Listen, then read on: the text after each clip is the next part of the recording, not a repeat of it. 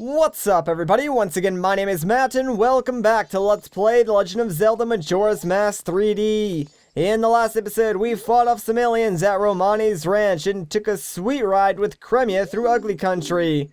In this episode, well, we're gonna start by depositing our rupees into the bank because, guess what, guys? It is time to reset the 3-day cycle yet again and do some more quests, which, again, will require the use of all 3 days. Yeah, bet you guys didn't see that coming, so let's do it, baby. Back to the dawn of the first day for us. Sadly, we are not gonna go to the next major area of the game just yet. There are still a few things I want to do first, but trust me, guys, when I say this, I'm going to do them as quickly as I can because you and I both want to go to the next major part of the game because we will get another really cool mask and meet some of my favorite characters in the entire game. So I'm looking forward to it, and hopefully you guys are too. But now that we are back on the dawn of the first day, what do you say we start things off by going over to East Clocktown and getting our trusty silver rupee. Not because we're actually going to need it, but because, by the time we finish doing what it is that I want to do, we probably will end up back here at Clocktown and need to deposit our rupees and reset the 3-day cycle, so might as well grab this now before we leave and save a little bit of time. Plus, not sure if I mentioned this, but there is a quest in the game that requires you to save up to 5,000 rupees into the bank just to get a piece of heart. So, yeah, I'm trying to get a head start on that now, but chances are that's just going to be a massive grind fest later on. Anyways, we're done here, so let's just head out in this direction. And yes, this is going to take us towards the Ikana Canyon area, which is technically the last area of the game, but there is something that we can do now that relates to kind of the ranch. So let's just call Epona using Epona's song, and even though she is technically trapped behind not only the cage in Romani's ranch, the rock, somehow playing the song causes her to appear like right next to us. But you know what? I am not complaining because we need her for one very specific reason. It's not even like we need her because she is the fastest mode of travel. Like, I'm pretty sure rolling as a Goron is still a lot faster, but we need Epona because, well, she can make jumps. So if we just dash towards this fence, we can run directly into it. No, that's not what's supposed to happen. Let me actually try this again real quick. Yeah, if you dash towards a fence, you should jump directly over it, and that's pretty much the main reason why you need Epona. Anyways, there's a person over here we can talk to. Yee-hee-hee. What are you doing in a place like this? Ikana Hill beyond here is the place where spirits with troubles and lingering regrets wander. Even now, the spirits wander in search of one who can save them. It is unfortunate, but it is no place for one such as you. But if you must enter, then you must obtain the mask containing the wandering spirit. Near the ranch are a pair of men with the mask of an Ikana ninja, men of poor character who commit evil deeds. Find them. Without that mask, you cannot help the restless spirits of Ikana. Without it, you cannot save their souls. Until it is in your possession, I will not let you pass here. Hee hee hee. Well, that is kinda rude, but I guess I understand. I don't really want to go up there right now anyways. Instead, let's head over in this direction because there's one change on the 3DS version that I want to point out. So, if we put on our Lens of Truth, you'll notice that there is no NPC in this area at all. On the N64 version, there was a soldier over here that you could see and talk to with your Lens of Truth, and talking to him would give you a new mask. Now, they actually moved that character on the 3DS version to pretty much the area where you use that mask the most, so he's not completely removed from the game, he's just moved somewhere else, and it actually makes more sense, so I'm perfectly alright with that change. Anyways, let's head into this area and explore a bit because, well, this is the, wait for it, Ikana Graveyard. And there's a lot of interesting stuff that we can do in this area.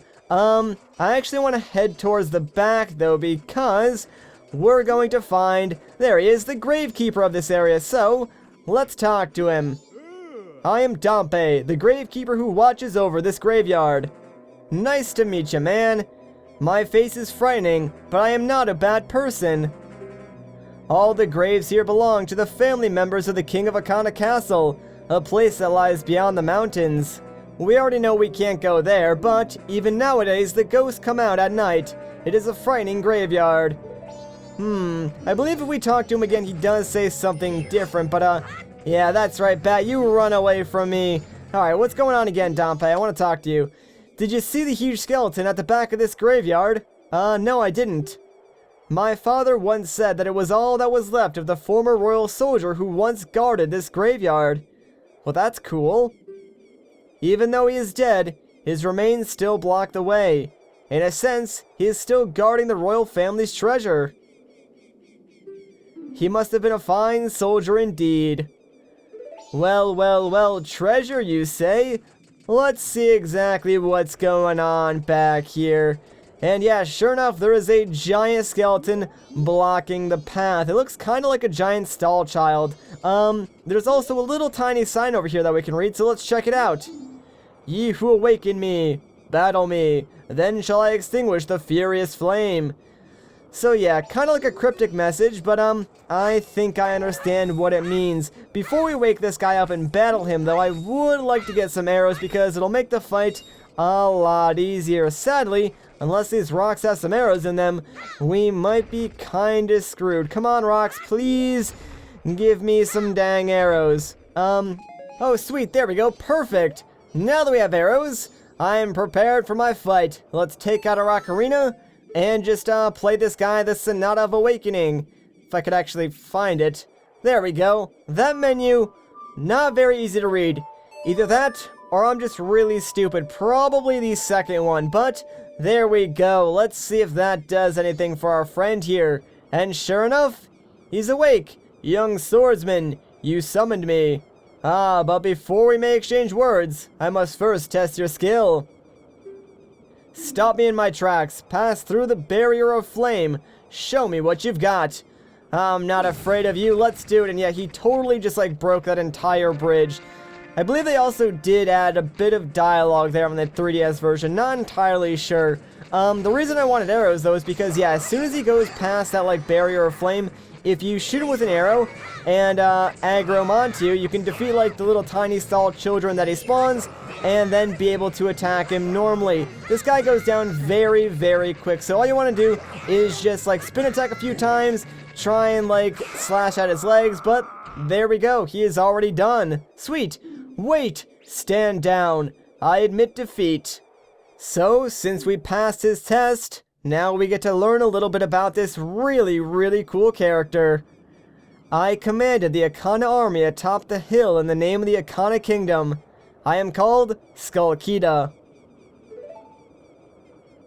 Since being shamed by a loss in a battle within my kingdom, I have waited here for one to come and awaken my soul.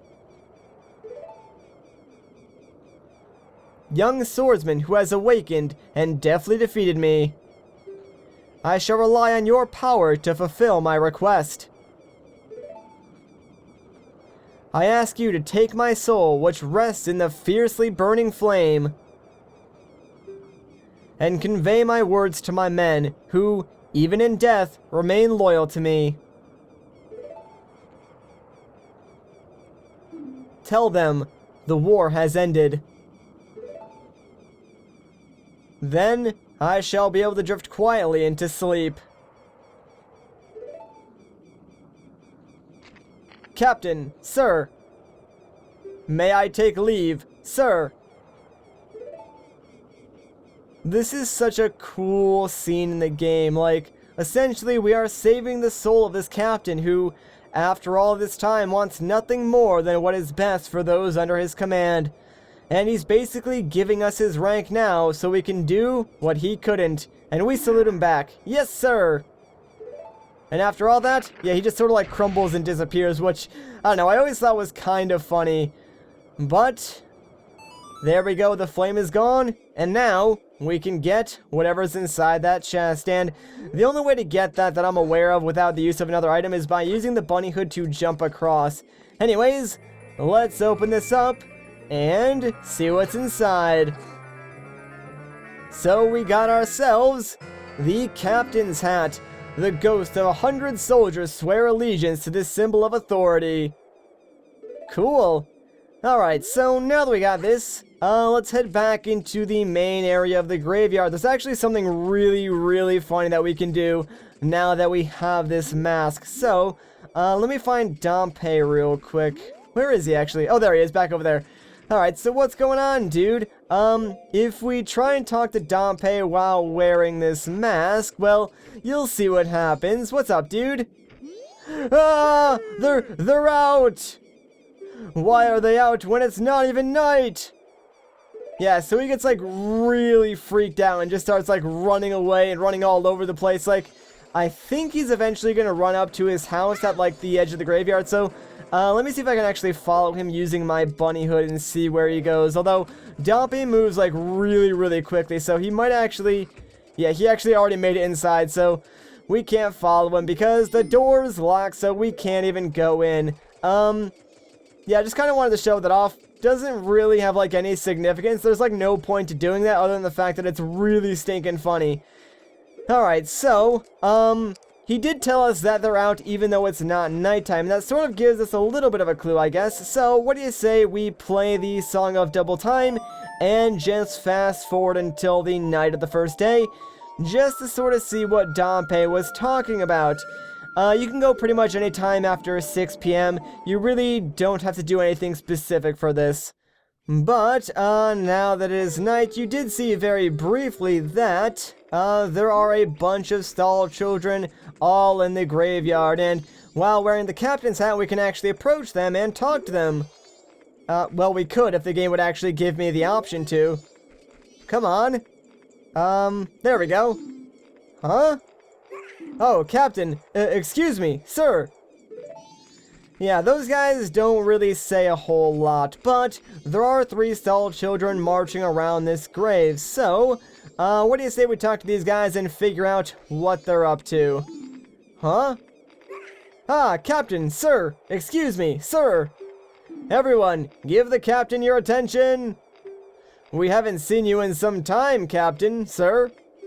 As per your orders, sir, we've been guarding these graves closely, a different one each day.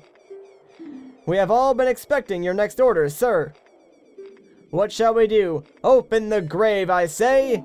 Open it? Yes, sir. Everyone, follow me. Alright, so these guys are going to get added to our bomber's notebook in the schedule section because, like they said, they were guarding a different grave every single night. So if we talk to them on the 2nd and 3rd night, we will get the option to open up a different grave. So obviously we're going to want to do that, but for now, let's just follow in after them and see what is beneath the graveyard. Ooh, spooky. Actually, it's not really that scary, and there's not a whole lot that we need to do here in the first grave, but let's do what we can.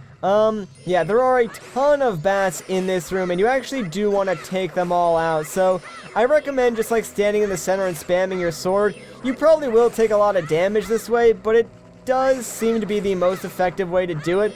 Like, you could use your bow and arrow, but really, that would kind of, like, take forever and probably waste all your arrows. Alright, so let's get rid of these last 2, and there we go. That is the chest that I was waiting for, and I believe inside is just some rupees. Let's find out. And, yeah, just 50 rupees, nothing too important. But what's more important is that there are a couple of torches around this room, so let's take our fire arrows and light these bad boys up, shall we? Because if we do, I believe it does open up the door at the end of this room, and then, well, there's something really cool waiting for us on the other side. So, what do you say we see what's waiting for us? And guess what it is, guys? An Iron Knuckle, one of the hardest enemies to fight right now. So let's do the logical thing and wake it up by shooting it with a fire arrow. Hooray! Yeah, now Iron Knuckles are really only difficult because they do like 3 or 4 hearts of damage, which is ridiculous at this point in the game. So You really don't want to mess around when fighting these guys. Wait for an opening and then just counterattack. I probably shouldn't say these guys though, because as you can tell, the figure of the Iron Knuckle is very feminine, although the voice is also very masculine. That's because they're actually based off of the model of the Gerudo warriors from Ocarina of Time. Just figured I'd point that out, but there we go. Once defeated, guess what? The curtains will rise, and now we've got a front row seat to whatever the heck this is. Are you the one who freed my soul?